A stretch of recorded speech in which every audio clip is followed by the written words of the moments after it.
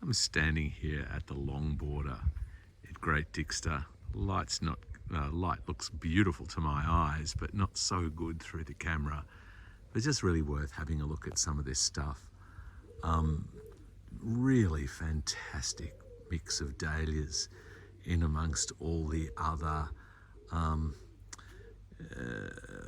we'll just say, highly seasonal stuff, but highly textural things like this Miscanthus condensatus cosmopolitan.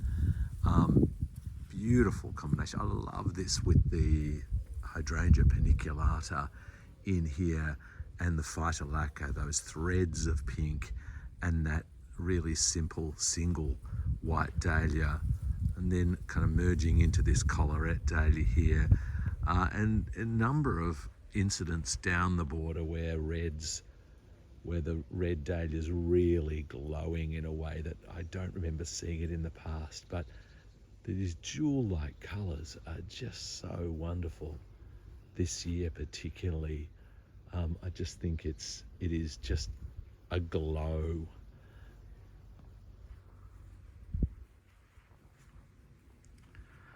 Also, real clarity in the foliage colours, like that golden willow overhead. Lots and lots of the grasses. This really gorgeous deep ruby colouring of the cottonus, and lots of foliage shapes. The miscanthus in the background, the yucca in the foreground there.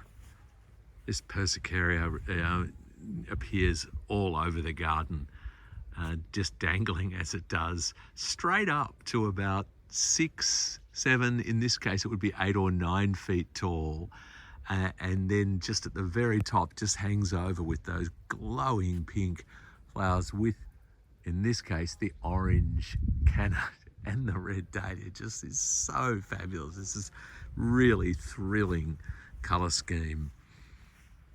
And moving on, the old Pinus mugo that's been there forever and ever and ever. Whether it should stay is another question, but there's a lot of stuff here that is got quite a bit of age attached to it, and I think there's a bit of a reluctance to remove things that Christopher Lloyd planted. But again, that persicaria, and then up in here, another different kind of composition of dahlias. Is really dark, almost black red, velvety red dahlia. And then this wonderful, really rich, dark pink sitting right next to the orange helenium. Christopher Lloyd was never afraid of, in fact, he was never happier than when he was challenging people's colour sensibilities. I think it's such a great lesson in just diversity of foliage forms and of plant shape. Really, when you look at an image like I'm looking at showing you right there, the amount of colour from flower is actually reasonably small.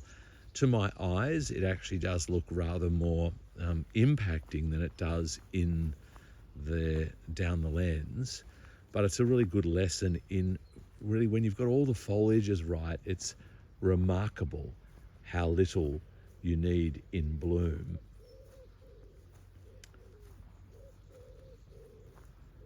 Wow, gosh, it's just absolutely crazily aglow.